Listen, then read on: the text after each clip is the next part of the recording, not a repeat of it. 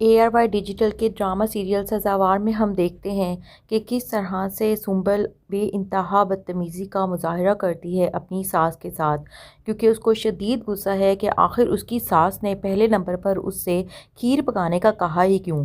تو اس کے بعد اگر اس کا بھانڈا پھوٹ بھی گیا تھا کہ یہ کھیر اس نے خود بنانے کی بجائے دکان سے منگوائی تھی، تو پھر چپ رہ جاتی، آخر اس کا پردہ رکھ لیتی۔ بلکہ انہوں نے تو الٹا واویلا مچانا اور اس کو لیکچر دینا سٹارٹ کر دیا کہ کیوں تم نے جھوٹ بولا۔ اور پھر ظاہر ہے اس نے تو شکایت جا کر رضا سے ہی لگانی تھی، اور رضا نے بھی اسے ہی ڈانٹ دیا کہ گھر کی پالیٹکس سے مجھے دور رکھو۔ یہ سب تو چل ہی رہا تھا، لیکن غصے کی اصل انتہا تو تب ہوئی جب اسے پتہ چلا کہ رضا نے بغیر اس سے پوچھے اپنا مالدیو کا ٹرپ کینسل کر دیا ہے۔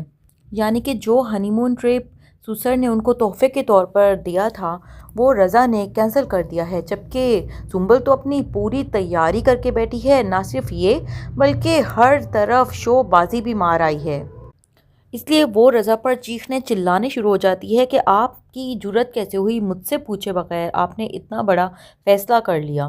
اور رضا بھی اس کو پھر ٹکا سا جواب دیتا ہے کہ اگر اتنا ہی شوق ہے تو جاؤ پھر اکیلی ہنی مون ٹرپ سے ہو آؤ، مجھے تو تمہارے ساتھ نہیں جانا۔ اور سنبل اب شروع کر دیتی ہے وہی تھرڈ کلاس بیویوں والے تانے بازیاں کہ کہیں رضا یہ سب کچھ اس لیے تو نہیں کہ آپ نے یہ ٹرپ مسکان کے ساتھ پلان کیا تھا اور درمیان میں آ گئی۔ رضا اس سے کہتا ہے کہ تمہیں جو بھی سمجھنا ہے تم سمجھو، مجھے اس سے کوئی فرق نہیں پڑتا، اور غصے میں وہاں سے چلا جاتا ہے۔ دوسری طرف ہم دیکھتے ہیں کہ شفیق بھائی نے تو قسم کھا لی ہے کہ دامیہ کو اچھے طریقے سے تنگ کر کے ہی جان چھوڑیں گے، بلکہ جان چھوڑنے کا تو ان کا کوئی ارادہ ہی نہیں، بس ان کو اگر دامیہ پسند آ گئی تو سمجھو دامیہ اب ان کی ملکیت بن گئی۔ وہ آ کر دامیہ کی امی سے اچھی خاصی بدتمیزی کرتے ہیں کہ اگر دامیہ کی شادی مجھ سے نہ ہوئی تو پھر میں آپ کی بیٹی کے ساتھ بہت برا کروں گا، اور یہ تو بھول جائیں کہ اس کی میرے علاوہ کسی اور سے شادی ہو بھی سکتی ہے۔ اس لیے دامیہ کی ماں اس سے پوچھتی ہیں کہ تم نے اس شخص سے بات کی جسے تم پسند کرتی ہو، اور دامیہ یہی کہتی ہے کہ امی میں اپنے آپ کو اتنا چھوٹا نہیں ظاہر کرنا چاہتی، وہ میرے باس ہیں، میں ان کو کیسے یہ کہہ دوں کہ میں آپ کو پسند کرتی ہوں؟ اگر ان کے دل میں ایسا کچھ ہو ہی نہ تو سوچے میں کتنی چھوٹی پڑ جاؤں گی۔ اگر اللہ نے چاہا تو کوئی سبب بن جائے گا، ورنہ آپ شفیق بھائی کی طرف سے بھی بالکل پریشان نہ ہوں، میں دیکھ لوں گی۔ آخر ان کی ایسی جرأت بھی کیسے ہو سکتی ہے کہ وہ مجھ پر زبردستی کریں؟ جو بھی معاملات ہیں وہ بھابھی تک رکھیں، مجھ تک پہنچنے کی کوشش مت کریں۔ اور اس کی ماں یہی کہتی ہیں کہ تم کتنی سمجھدار ہو، کاش تمہارے بھائی ظفر میں تم سے آدھی بھی سمجھداری ہوتی تو ہمیں یہ دن دیکھنا نصیب نہ ہوتا۔ ادھر مدیحہ تو اپنی ہی زندگی میں گم ہے۔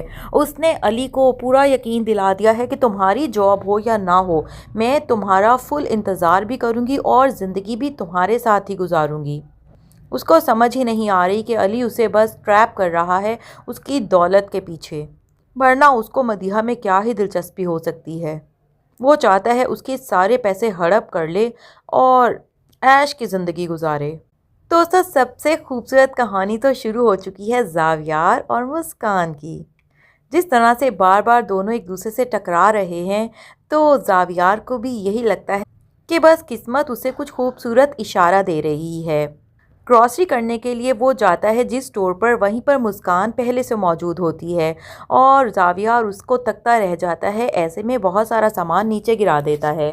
تو جب دونوں جھکتے ہیں سامان اٹھانے کے لیے، زاویار شوق ہو کر یہی اس کو کمنٹ پاس کرتا ہے کہ ارے آپ تو وہی ہیں جو مجھے اسکول میں بھی نظر آئی تھیں۔ دل ہی دل میں تو زاویار اپنی خوش قسمتی پر رشک کر رہا ہوتا ہے کہ جس لڑکی کو اس نے پسند کیا ہے وہ اس کے سامنے موجود ہے۔ بہانے سے وہ اس کو کہتا ہے کہ مجھے پتا ہے آپ کہاں رہتی ہیں، آئیے میں ہی آپ کو ڈراپ کر دیتا ہوں۔ اصل میں وہ مسکان کے ساتھ روابط بڑھانا چاہتا ہے اور اس کے بارے میں مزید جاننا چاہتا ہے، تاکہ وہ اپنی پسند ناپسند اپنی دادی اور ماں تک پہنچا سکے۔ دوسری طرف مسکان بھی اس کو تھوڑا بہت تو پسند کرتی ہے، لیکن بہرحال وہ اس کو اتنی جلدی کھلی چھوٹ نہیں دے سکتی، اس لیے وہ اس کے ساتھ تو روانہ ہو جاتی ہے کہ آخر کو وہ اس کا باس ہے، لیکن مزید وہ ریزرو ہی رہتی ہے تاکہ کسی کو کوئی بات بنانے کا موقع نہ ملے۔ ادھر آفس میں جب رضا اپنی فائلز پرانی سیٹ کر رہا ہوتا ہے تو اچانک ایک فائل اس کے سامنے کھل کر اس کو ماضی میں لے جاتی ہے۔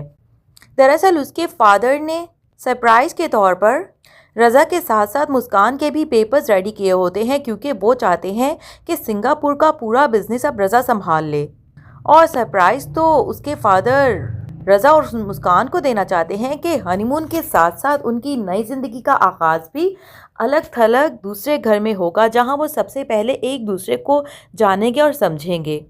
باقی فیملی کے ساتھ تو ساری زندگی گزارنی ہے۔ دوستو، کس قدر اچھا خیال ہے یہ، کاش سارے پیرنٹس اسی طرح سے سوچنے لگ جائیں کہ شادی کے شروع کے دن ہسبینڈ وائف کو ایک دوسرے کے ساتھ گزارنے کا بہت زیادہ موقع دینا بہت ضروری ہے، کیونکہ آخرکار زندگی تو ان دونوں نے گزارنی ہے۔ بلکہ ہمارے معاشرے میں کیا ہوتا ہے کہ ماں باپ بہن بھائی آنے والی نئی دلہن کو اپنے ہی ارد گرد نچائے رکھتے ہیں، اس کو اپنی ناپسند پسند سے آشناس کرا دیتے ہیں کہ ہمیں کھانے میں کیا پسند ہے، پہننے اوڑھنے میں کیا پسند ہے، کون سے ٹائم تم جاگو گی، کس ٹائم تم سو گی۔ بیچاری آنے والی لڑکی کیا ہی ایڈجسٹ کر پائے، وہ تو بس سب کی پسند ناپسند کا خیال رکھنے میں ہی وقت گزار دیتی ہے۔ اپنے شوہر کے لیے تو اسے کوئی وقت ملتا ہی نہیں ہے، بلکہ جب تک وہ گھر آتا ہے وہ اتنی زیادہ تھکان کا شکار ہو چکی ہوتی ہے کہ اس سے ٹھیک سے بات بھی نہیں کر پاتی، اور یہیں سے شادی شدہ زندگی میں بدمزگی کا آغاز ہو جاتا ہے۔ لیکن رضا کے پیرنٹس کی سوچ کافی مختلف تھی، خاص طور پہ اس کے ابو تو بہت ہی زیادہ جہاں دیدہ انسان ہیں، اسی لیے تو وہ ہمیشہ سنبل کے لیے بھی اپنی بیوی کو نرم دل اور نرم رویہ رکھنے کا کہتے ہیں کہ اگر اس کی جگہ ہماری بیٹی مدیحہ ہوتی تب بھی تو تم درگزر کر دیتی نا۔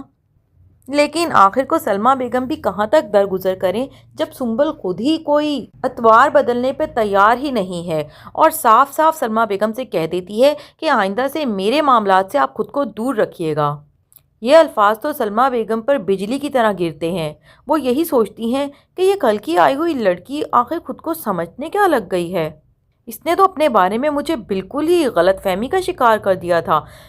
اور وہ یہی سوچتی ہیں کہ نہ جانے آگے بھی یہ لڑکی کس طرح سے ہی اس گھر میں گھل مل کر رہ پائے گی، اور اپنا بیٹا بھی انہیں ہاتھوں سے نکلتا ہوا ہی نظر آ رہا ہے۔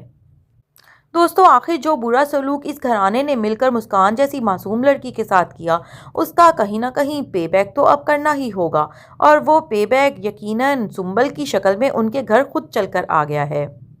اب دیکھنا یہ ہے کہ مسکان اور زاویار کس طرح سے ایک ہوں گے، اور دوسری طرف علی شیشے میں اتارنے پہ کامیاب ہو جائے گا مدیحہ کو، یا یہ دال بھی نہیں گل پائے گی۔ ڈرامے کے بارے میں مزید جاننے کے لیے ہمارے ساتھ رہیے گا، ہمارے چینل کو سبسکرائب کر دیں اور کمنٹس میں اپنی رائے کا اظہار کرنا نہ بھولیے گا۔ شکریہ۔